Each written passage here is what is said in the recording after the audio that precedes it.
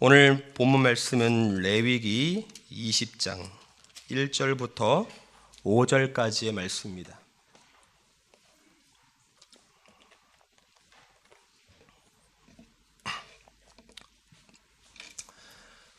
레위기 20장 1절부터 5절까지입니다. 자, 레위기 20장 1절부터 5절까지의 말씀을 다 함께 봉독하도록 하겠습니다. 야훼께서 모세에게 말씀하여 이르시되 너는 이스라엘 자손에게 또 이르라. 그가 이스라엘 자손이든지 이스라엘의 거류하는 거류민이든지 그의 자식을 몰렉에게 주면 반드시 죽이되 그 지방 사람이 돌로 칠 것이요 나도 그 사람에게 진노하여 그를 그의 백성 중에서 끊으리니 이는 그가 그의 자식을 몰렉에게 주어서 내 성소를 더럽히고 내 성호를 욕되게 하였음이라. 그가 그의 자식을 몰렉에게 주는 것을 그 지방 사람이 못 본 채하고 그를 죽이지 아니하면 내가 그 사람과 그의 권속에게 진노하여 그와 그를 본받아 몰렉을 음란하게 섬기는 모든 사람을 그들의 백성 중에서 끊으리라. 아멘. 오늘 말씀을 가지고 우상 숭배란 무엇인가, 우상 숭배에 대해서 잠깐 말씀을 나누도록 하겠습니다. 레위기 20장을 보면 제가 가지고 있는 성경을 기준으로 이게 작게 소 제목이 주제가 붙어 있는데 이렇게 써 있어요. 반드시 죽여야 하는 죄다. 반드시 죽여야 하는 죄. 하나님은 왜 이렇게 무섭게 엄하게 경고를 하는 것일까? 사실 하나님께서 우리를 이렇게 심판의 경고를 하시는 이유는 하나님께서 정말로 심판을 하기를 원하신다면 경고하지 않으시고 바로 심판하시면 됩니다. 그럼에도 불구하고 하나님께서는 왜 경고를 먼저 하시느냐? 죽지 않기를 바라기 때문에, 다 회개하고 돌아와서 살기를 원하기 때문에, 죽어 마땅한 사람이 되지 아니하고 살아 마땅한 사람이 되기를 원하는 아버지의 마음이 심판의 경고 속에 녹아져 있다는 거죠. 그리고 2절에 보시면 오늘 몰렉에 대한 우상 숭배 이야기가 나오는데, 자, 2절 봅시다. 너는 이스라엘 자손에게 또 이르라. 그가 이스라엘 자손이든지 이스라엘의 거류하는 거류민이든지 그의 자식을 몰렉에게 주면 반드시 죽이되 그 지방 사람이 돌로 칠 것이요. 그러니까 이스라엘 백성들이 우상을 섬기는 여러 우상 중에 몰렉이 있었나? 몰렉 우상. 이 몰렉이라고 하는 우상은 얼굴은 소의 머리를 하고 있고 몸은 사람의 몸을 하고 있습니다. 그리고 이렇게 두 팔을 앞으로 쭉 뻗고 있는 형상을 가지고 있습니다. 그러면 몰렉에게 제사를 드리는 날이 오면 이스라엘 백성들은 자기의 자녀를, 몰렉이 그 두 팔을 쭉 뻗고 있는 그 팔 위에 자기의 자녀를 올려놓습니다. 그리고 그 자녀를 불이 펄펄 끓는 불에다가 던짐으로써, 그러니까 불에 태워 죽임으로써 이제 몰렉 제사를 진행을 합니다. 자, 그리고 궁금한 건 이겁니다. 도대체 이스라엘 백성들은 왜 몰렉을 우상 숭배했을까? 도대체 우상 숭배를 하면 무슨 이익이 있길래 이스라엘 백성들은 몰렉 우상 숭배를 끊지를 못하는 걸까? 첫 번째 이유는 5절에 나오는데 이렇게 나옵니다. 내가 그 사람과 그의 권속에게 진노하여 그와 그를 본받아 몰렉을 음란하게 섬기는 모든 사람을, 이게 나오죠. 몰렉을 음란하게 섬기는 모든 사람. 몰렉을 음란하게 섬겼다고 나옵니다. 이게 무슨 뜻이냐? 몰렉 신전에는 여사제들이 있었습니다. 그래서 여사제들하고 이스라엘 백성 남자들 사이에서 부적절한 관계가 발생합니다. 그러니까 이 부적절한 관계를 하면 어떤 일이 벌어지냐면 원치 않는 아이가 태어납니다. 그러니까 이 아이가, 원치 않는 이 아이가 골치가 아픈 겁니다. 내가 정식으로 낳은 내 자녀도 아닌데, 그렇다고 해서 남도 아니고, 그런데 나중에 이 아이가 크면 또 상속 문제도 있고 골치가 아픈 거예요.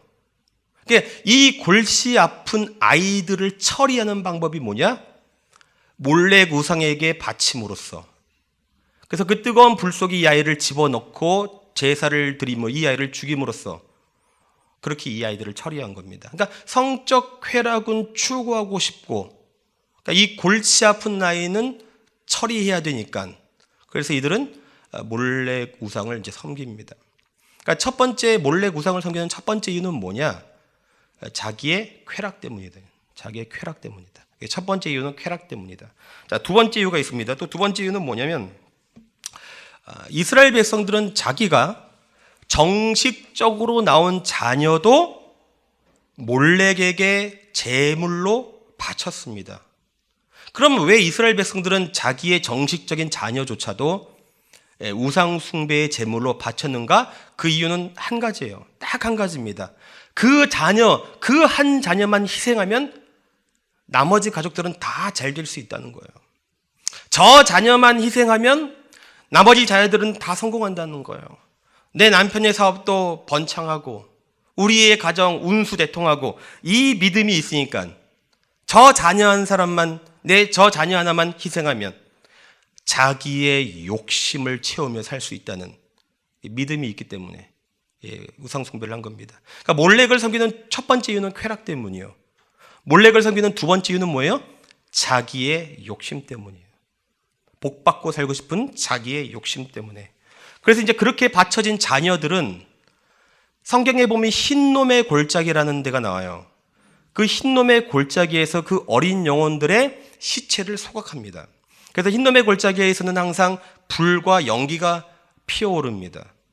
그래서 이 만행이 언제까지 지속되냐면 아하스 왕 때도 지속되고 므낫세 왕 때도 지속되고 솔로몬 왕 때도 지속되고 유다 왕국이 멸망하기 직전까지 몰렉을 우상 숭배하는 일이 이제 자행됩니다. 그러니까 몰렉을 우상 숭배하다. 우상 숭배의 본질은 뭐냐? 결국 첫 번째 자기의 쾌락과 두 번째 자기의 욕심 때문이다. 여러분, 자기의 쾌락이라고 하는 것도 결국 뭐예요? 자기의 욕망이잖아요. 그러니까 우상 숭배의 본질은 뭐냐? 자기의 욕망을 섬기는 것이 우상 숭배예요. 자기의 욕심을 섬기는 것이 우상 숭배입니다. 사도행전에 보면 출애굽 당시에 금송아지에 대한 이야기를 기록해 놓은 부분이 있습니다. 사도행전 7장 40절과 41절인데 이렇게 나와요. 아론더러 이르되 우리를 인도할 신들을 우리를 위하여 만들라. 애굽 땅에서 우리를 인도하던 이 모세는 어떻게 되었는지 알지 못하노라 하고, 그때에 그들이 송아지를 만들어 구 우상 앞에 제사하며 자기 손으로 만든 것을 기뻐하더니. 자, 이 무슨 뜻이냐면, 모세가 시내산에 올라가서 십계명, 그러니까 율법을 받으려고 시내산에 올라갑니다.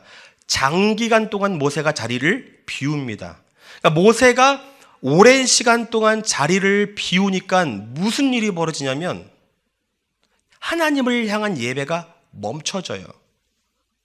하나님을 향한 예배가 중단됩니다. 하나님을 향한 예배가 무너지니까 곧바로 등장하는 것이 뭐냐? 금송아지 우상이 등장하는 거예요. 그러니까 여러분, 하나님을 향한 예배라는 것은 뭐예요? 하나님을 섬기는 거잖아요. 그러니까 하나님을 향한 예배가 무너지니까, 하나님을 향한 섬김이 무너지니까 뭐가 등장했다고요? 우상숭배. 우상숭배가 뭐라고요? 내 욕심 섬기는 거. 그러니까 하나님을 섬기는 것이 무너지면 인간은 누구나 자기 욕심을 섬기게 되어 있다는 거예요. 자기 욕망을 섬기게 되어 있다는 것입니다. 여러분, 우상이란 무엇입니까? 왜 불상에다가 여러 가지 정한수를 떠놓고 비나이다를 왜 합니까? 내 자녀가 잘 됐으면 하는 겁니다. 그러니까 내 자녀가 잘 됐으면 하는 거고, 내 자녀가 좋은 대학 갔으면 하는 거고, 내 자녀가 복 받았으면 좋겠는 거고, 우리 집이 잘 됐으면 좋겠는 거예요. 근데 내 자녀가 잘 됐으면 하는 건 누구 바람입니까? 내 바람이죠. 우리의 집값이 오르는 것은 누구 바람입니까? 내 바람이죠. 내 집이 축복받는 것은 누구 바람입니까? 내 바람이죠. 우상숭배란 무엇입니까? 내 바람을 섬기는 것이 우상숭배예요. 그러니까 우상숭배의 본질은 뭐예요? 내 욕심, 내가 나를 섬기는 게 우상숭배예요. 그러므로 하나님을 향한 예배가 멈춰지니까, 하나님을 향한 섬김이 멈춰지니까 뭐가 등장하더라?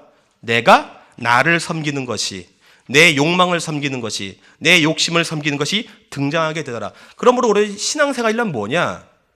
하나님을 섬기느냐 아니면 내 자신을 섬기느냐, 이 싸움이란 말이에요. 우리 순복음이 기복신앙이라는 비판을 받아왔습니다. 여러분, 기복신앙이 뭡니까? 여러분, 말씀에 순종하면 복 받는다. 여러분, 이거 성경적입니까? 기복신앙입니까? 성경적이에요. 말씀에 순종하면 복 받습니다. 그런데 복 받기 위해서 순종하면 기복신앙이에요. 왜죠? 우리는 말씀에 왜 순종하죠? 복 받기 위해서 지역장하는 것이 아니고 하나님을 사랑하기 때문에 말씀에 순종했더니 보너스로 복도 주시는 거예요. 우리의 제일 목적이 뭐예요? 하나님을 사랑하는 것이 목적이 될 때. 그러나 복 받기 위해서 하면, 그래서 우리의 제1순위가 복이 되면 그것을 가리켜 기복신앙이라고 하는 거예요. 그건 예배가 아니에요. 그건 신앙이 아니에요. 그것은 나를 섬기는, 복 받는 것이 제1목적이 되는 사람은 나를 섬기는 것이고, 내 욕심을 섬기는 것이고, 내 욕망을 섬기는 것이고, 그것은 신앙이 아닙니다.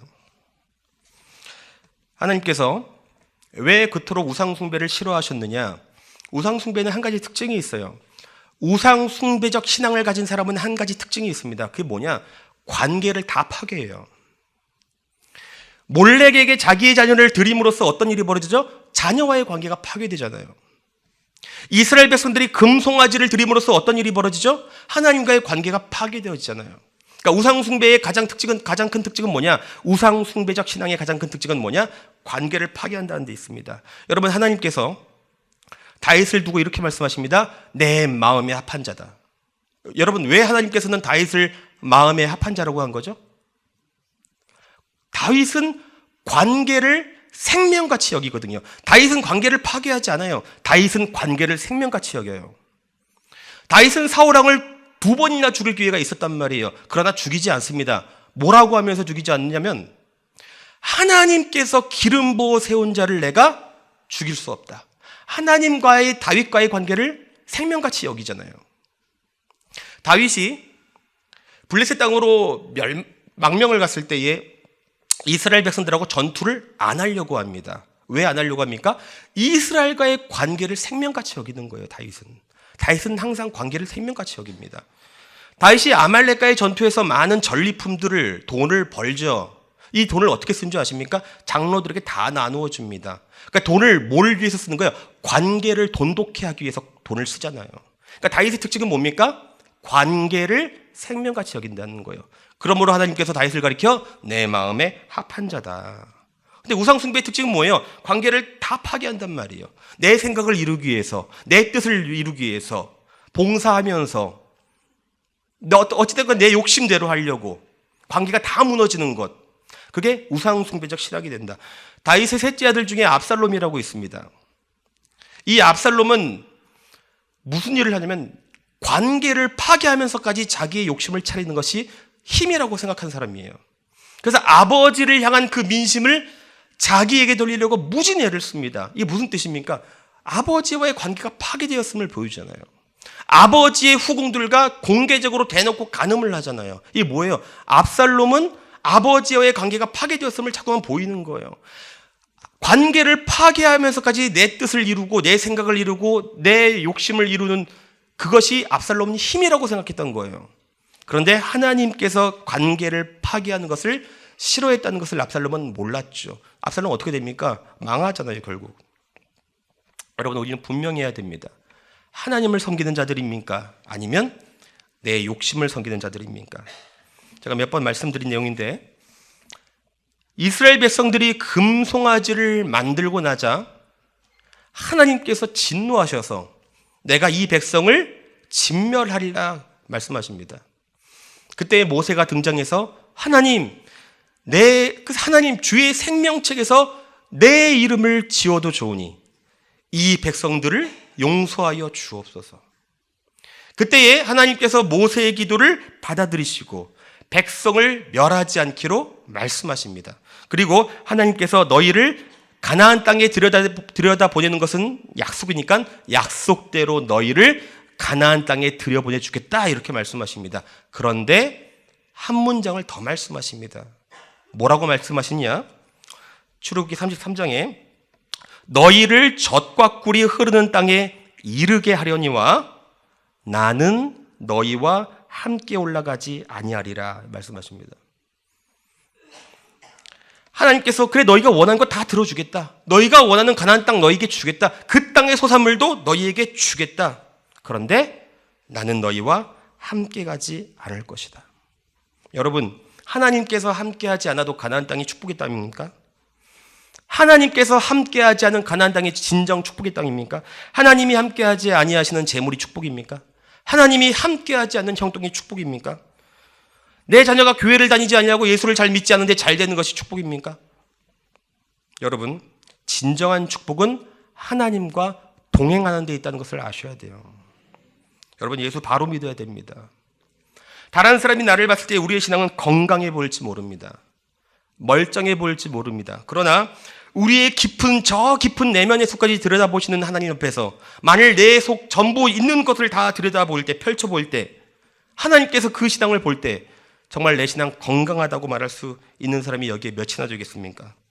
여러분이는 분명히 해야 됩니다. 진짜 하나님을 섬기는 사람인지 아니면 나를 섬기는 자인지 분명히 해야 됩니다. 우리가 진짜 붙잡아야 될 것이 무엇입니까? 주님이 나와 함께 하시는 것입니다. 주님이 내 삶의 진정한 주인으로 모시는 것입니다. 우리가 하나님이 아니라 하나님을 내 주인으로 모시지 않는 우상숭배적 신앙을 계속 이어가면, 그래서 이 우상숭배적 신앙이 깊은 뿌리를 내리면 무슨 일이 벌어지느냐? 내 양심이 마비가 됩니다. 신앙이 마비가 됩니다. 그래서 회개를 해도 눈물이 나지를 않습니다. 회개를 하려고 해도 회개의 마음이 생기질 않아요. 그러니까 예배를 드려도 은혜가 없는 거예요. 그러니까 가장 큰 문제는 뭐냐? 우상숭배적 신앙이 깊어지면 깊어질수록 어떤 일이 벌어지냐? 가장 큰 문제는 아모스 8장. 주 야훼의 말씀이니라. 보라, 날이 이를지라. 내가 기근을 땅에 보내리니 양식이 없어 주림이 아니요 물이 없어 가람이 아니요 야훼의 말씀을 듣지 못한 기갈이라. 자, 하나님의 심판이, 하나님의 징계가 어떻게 일어난다고요? 야훼의 말씀을 듣지 못할 기갈이라. 이 무슨 뜻입니까? 하나님의 말씀을 듣기는 들어도 깨달아지지가 않는 거예요. 하나님의 말씀을 들어도 그 말씀이 내 양심을 역사하지 못하는 거예요.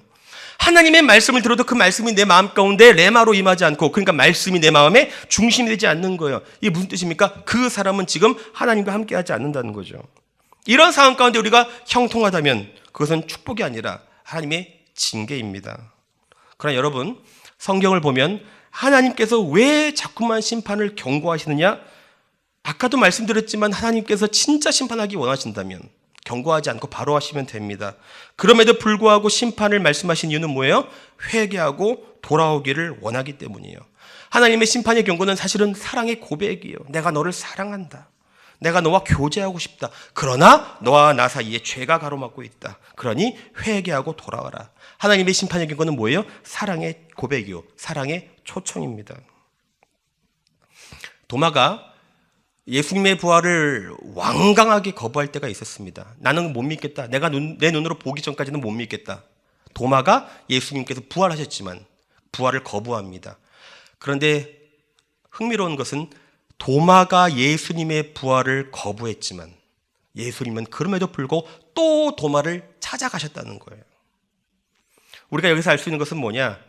인간의 거절보다 더 큰 것이 하나님의 사랑이다. 인간의 죄보다 더 큰 것이 하나님의 사랑이다. 여러분, 사람은 교만하기 때문에 자기가 더 크다고 생각합니다. 자기 생각이 위대하다고 생각합니다. 그러나 하나님 앞에서 보면 그렇지 않습니다. 하나님 앞에서 보면 내가 크지 않다는 것을 깨닫습니다. 내 생각이 작다는 것을 깨닫습니다. 하나님 앞에서 보면 내 죄가 그렇게 크지 않다는 것을 깨닫습니다. 내 죄보다 하나님의 사랑이 더 크다는 것을 깨닫습니다. 하나님 앞에 서보면. 그래서 어떤 사람은 이렇게 얘기합니다. 하나님의 사랑은 그 길이와 넓이와 높이가 측량할 수 없어서 이 세상 모든 죄인들을 사랑하고도 남는 사랑의 크기다. 하나님의 사랑은 측량할 수 없다. 내가 그렇게 죄를 지어도 하나님이 나를 변함없이 사랑하는 것은 무엇이냐? 내 죄보다 하나님의 사랑이 크기 때문입니다. 시편 106편 44절에 이렇게 나옵니다. 그러나 야훼께서 그들의 부르짖음을 들으실 때에 그들의 고통을 돌보시며, 우리가 아무리 많은 죄를 지었어도 아무리 큰 죄를 지었어도 부르짖기만 하면 하나님께서 우리를 돌아보시는 것은 우리의 죄보다 하나님의 사랑이 크기 때문입니다. 그러므로 이러한 하나님의 측량할 수 없는 사랑 때문에 우리가 살 수 있는 것입니다. 여러분, 그 사랑이 기대어 다시 복음 앞에 서십시오. 다시 주님 앞에 서십시오. 다시 진정으로 내 인생의 주인이 예수가 되기를 주의 이름으로 축원합니다. 우리가 때로는 하나님보다 복을 더 원할 때가 있는 이유는 내 하나님보다 때로는 내 자녀가 잘 되는 것이 중요하고, 때로는 하나님보다 우리 가정이 형통하게 중요하게 되는 이 신앙을 갖게 되는 이유는 뭐냐? 미래가 불안하기 때문이에요. 미래가 불안하기 때문에 모든 사람의 공통적으로 갖고 있는 것은 미래의 불안입니다. 어떤 사람이 빌리 그레엄 목사님을 찾아가서 이런 질문을 했습니다. 목사님께서 세계적인 지도자시지 않습니까? 그런데도 당신은 당신의 미래에 대해서 궁금했던 적이 없습니까? 그러자 빌리 그레엄 목사님이 이렇게 말했습니다. 나는 미래를 알기보다 미래로 인도하시는 그분을 더 알기를 원합니다. 나는 나의 미래를 알지 못하지만 누가 나의 미래를 붙들고 계신가를 잘 압니다. 여러분, 하나님께서 여러분의 미래를 붙들고 있다는 것을 믿으십니까? 정말 믿으십니까? 그러면 그 하나님께 모든 것을 맡기십시오. 그리고 믿음의 걸음을 한 걸음 한 걸음 옮겨가십시오. 너희는 그의 나라와 그의 일을 구하라. 그래야만 이 모든 것을 너희에게 더하시리라. 저는 이 말씀 확실하게 믿습니다. 이 모든 축복이 여러분에게 더해줄 줄 믿습니다. 여러분의 인생 가운데 진정 예수님이 주인이 되기를 주의 이름으로 축원합니다. 기도합니다. 하나님 아버지, 감사합니다. 주님, 내 마음 가운데는 무엇이 주인이 되고 있습니까? 오직 내 마음 가운데 주인이 예수가 되기를 원합니다. 내 인생의 주인이 예수가 되기를 원합니다. 내 가정의 주인이 예수가 되기를 원합니다. 예수로 인도를 받기를 원합니다. 하나님, 우리를 긍휼히 여겨 주시어서 성령으로 사로잡아 주옵시고 오직 주의 은혜에 메인받게 하여 주시어서 예수와 더불어 통행하는 자가 되게 하여 주옵소서. 감사함이 예수님의 이름으로 기도합니다. 아멘. 하늘에 계신 우리 아버지여, 이 이름이 거룩히 여김을 받으시오며 나라가 임하시오며 뜻이 하늘에서 이루어진 것 같이 땅에서도 이루어지이다. 오늘 우리에게 일용할 양식을 주시옵고 우리가 우리에게 죄 지은 자를 사하여 준 것 같이 우리 죄를 사하여 주시옵고 우리를 시험에 들게 하지 마시옵고 다만 악에서 구하시옵소서.